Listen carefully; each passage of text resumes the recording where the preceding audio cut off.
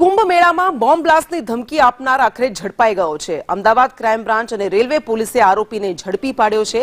Ahmedabad airport railway પર બ્લાસ્ટની ધમકી આપી હતી। મોબાઈલ પર મેસેજ કરીને બોમ્બ બ્લાસ્ટની ધમકી આપી હતી। અરુણ જોશી નામના આ આરોપીની પોલીસે ધરપકડ કરી દીધી છે। વધુ વિગત સાથે સંવાદદાતા જિગ્નેશ પટેલ આપણી સાથે જોડાઈ ગયા છે। જિગ્નેશ, આ યુવકને ઝડપી પાડવામાં આવ્યો છે, શું ખુલાસા થયા છે?